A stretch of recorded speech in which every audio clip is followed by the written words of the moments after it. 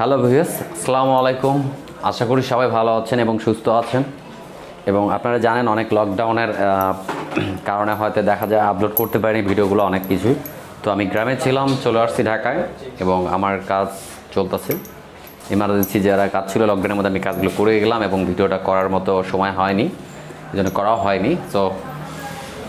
তো টুকটাক কাজগুলো ছিল সেগুলো আস্তে আস্তে ছেড়ে দিলাম। এরপর আবার নেক্সট নতুনভাবে ভিডিও পাবেন। আগামীকাল থেকে আবার শুরু হবে কাজের কর্মগুলো, যেগুলো লাগে সেগুলো ফিরে আসবে আবার আগের মতো। তো যাই হোক, একটা প্রবলেম পাইছি আজকে একটা বাইকে, সেই প্রবলেমটা নিয়ে আসলে ব্লগটা করা আমার। আসলে আমি প্রবলেম ছাড়া ব্লগগুলো করি না। আমি ভালো করে কি ব্লগ করব, আসলে যেটা প্রবলেম সেটাকে ব্লগ করার চেষ্টা করি এবং সেটা জানিয়ে আর অন্য কারোর এরকম প্রবলেমে পড়ছে তারা জানি হেল্প হয়, এই জন্য ভিডিওগুলো করি। আমার আসলে ভিডিওগুলো করাই হচ্ছে প্রবলেম, শুধু প্রবলেম থাকে সেগুলোকে আমি কি সলিউশন করি, এটাই হচ্ছে আমার কাজ। এবং আপনারা সেই ভিডিওগুলো দেখতে থাকেন সব সময় এবং অনেক আপনাদের ভালোবাসা আমি পাইছি এবং আপনারাও অনেক আমার জন্য হেল্প করছেন, যেটা হচ্ছে আমার বলতে গেলে যে চ্যানেলটা এত দূর পর্যন্ত আসছে আপনাদের যে কারণে। আমি চেষ্টা করি আপনাদের সব সময় যারা বাইরে থেকে আসেন এবং আমার কাজগুলো দেখেন বা করান, এটাই যে আপনাদের চেষ্টা করি আপনাদের কাজগুলো ভালোভাবে করে দেওয়া এবং অনেক কষ্ট করে আসা একটা মানুষ কাজ তাদের মনে স্যাটিসফাই করার জন্য চেষ্টা করি। আমার চেষ্টাটা আমি সবসময় করে যাব, তারপরে আসলে এর বাইরে আর কিছু করার থাকে না। যদি কোনো প্রবলেম হয়ে থাকে তো আমার চেষ্টা আমি সবসময় করে যাব কাজগুলো ভালো করার জন্য এবং সবসময় করব, এটাই চেষ্টা করব। অনেক কথাই বলে ফেললাম এবং প্রবলেম যেটা বলছি এটা হচ্ছে নতুন যে আপনারা সুজুকি FI-ABS যে বাইকটা দেখতে পাচ্ছেন, এই বাইকটার 7000 কিলো চলছে, 7000 পাড়ি দিয়ে দিচ্ছে। তো বাইকটা কেনার পর থেকে গাড়িওয়ালার কাছ থেকে যেটা শুনলাম, যেটা বাইকওয়ালার কাছ থেকে শুনলাম যে গাড়ি কেনার পর থেকে এই বাইকটা যেটা প্রবলেম পাচ্ছে হচ্ছে RPM। এটা একজ্যাক্টলি সে হয়তো কখনও পাচ্ছে 2000 RPM থাকতেছে, কখনও 1500, কখনও 2000 আপ হয়ে যাচ্ছে। তো এই বাইকে এই একটা প্রবলেম উনি শুরু থেকে বললো যে এরকম প্রবলেম ফেস করতেছে। তো যাই হোক, শুরু থেকে বাইক নেওয়ার পর থেকে তো এটা নিয়ে ওনারা সার্ভিস পয়েন্টে যায়, সেখানে যা বলে দেখায় এটা ওটা টেবিট মুভি সব কিছু দেখা শেষ করে, এগুলো দেখে টেকে এভাবে কাজ চলে। তারপরেও একই সমস্যা তারা ফেস করতেছে, কয়েকবার গেছে।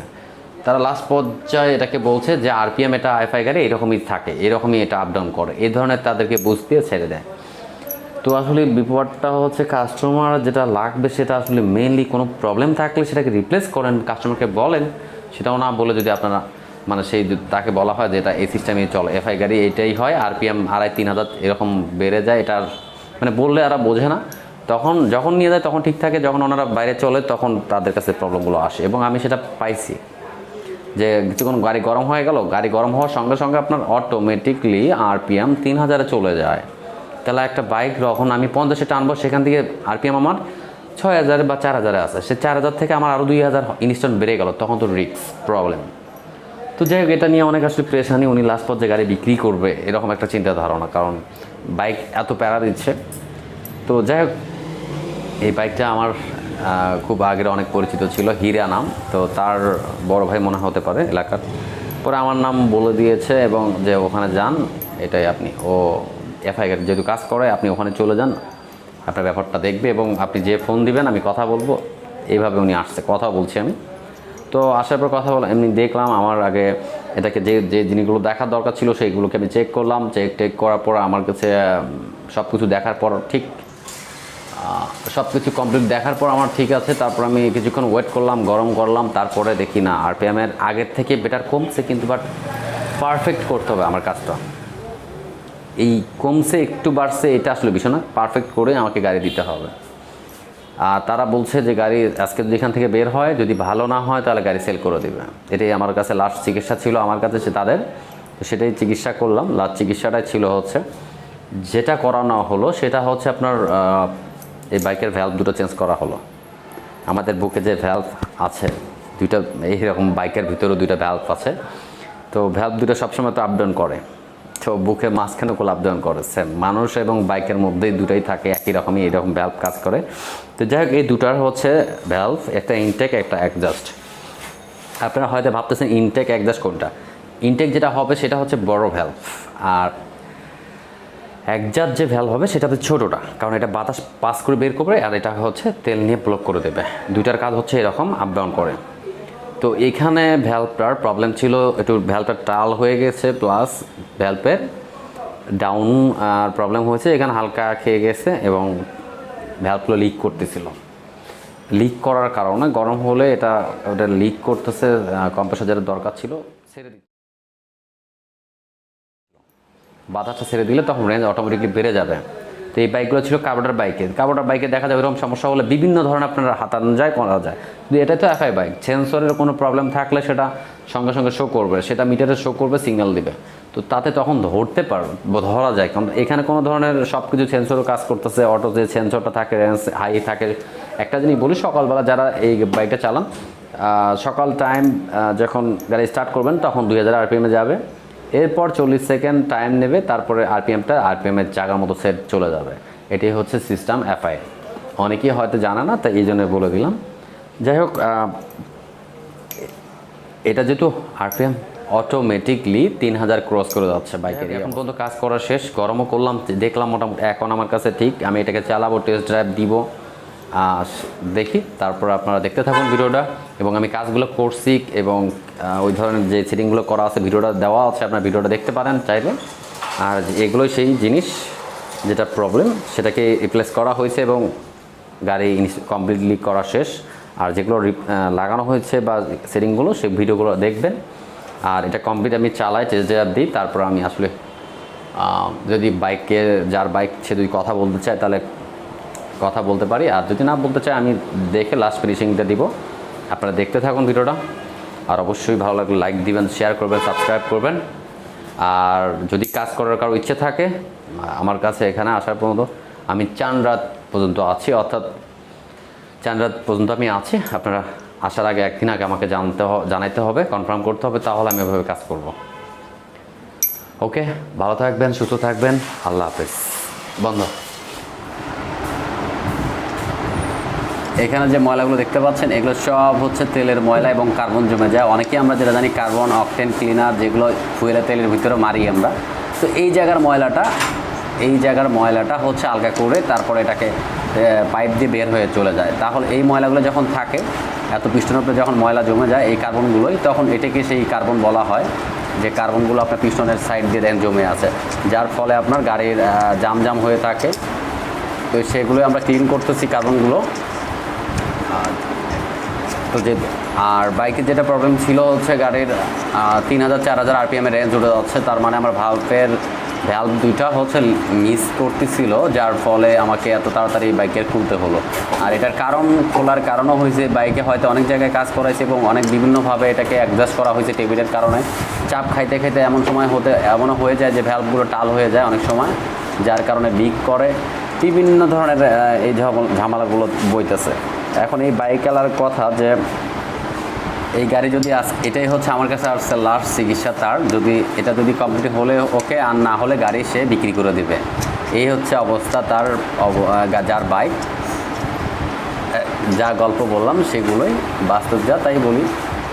এখানে দেখা যাক গাড়িটা এই পর্যন্ত কাজে করতে থাকি এবং গাড়িটা কতটুকু ক্লিয়ার করতে পারি, আর কতটুকু কী হয় অবশ্যই আপনারা দেখতে পারবেন। দেখেন ময়লাগুলো আপনারা যদি দেখতে চান, আমি দেখাই কীরকম কার্বন জমে যায় আসলে একটা হেডের ভিতরে। কার্বন কী ধরনের কার্বন দেখেন, এগুলো সব এই দেখেন হেডের ভিতরে যখন এত ময়লা, এগুলো কোথা থেকে আসে? এগুলো আসে হচ্ছে বাইরের ধুলাবালি, বাইরের থ্রোটল বডিতে ধুলাবালিগুলো এগুলো আসে, দেখেন। তো যাই হোক, আমরা এখানে দেখি, চোখটা সরাও।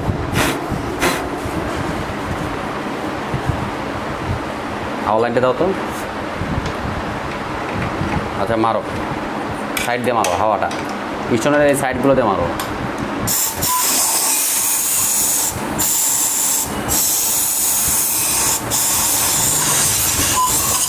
ওকে, গ্যাস কিটটা ক্লিয়ার করে নিতে বলছি।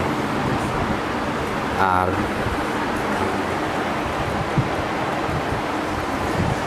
আমাদের ওটা ক্লিয়ার কমপ্লিট করা শেষ এবং ভ্যালভের এই সাইডটা আমরা ক্লিন করা শেষ করছি। নতুন ভ্যালভ দেখতে পাচ্ছেন এবং এখানেও পরিষ্কার করে নেওয়া শেষ, অনেক ছিল। তো যাই হোক, আমরা এটাকে এখন সেটিং দিব। হেডটা কমপ্লিট করব আমরা।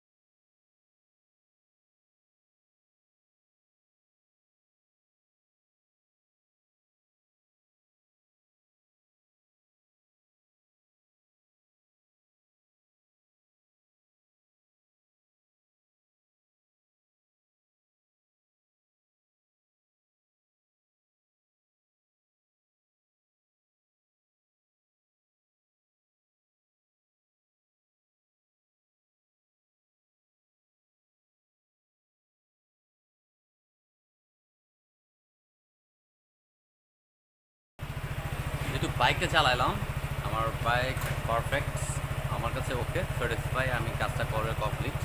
তো এখন কাস্টমার চালাবে, তারপরে দেখা যাক কী হয়। যাই হোক, গাড়ি যেহেতু কমপ্লিট করা শেষ, আমার সব কিছু মোটামুটি পারফেক্ট আছে। ওকে, অল দ্য বেস্ট।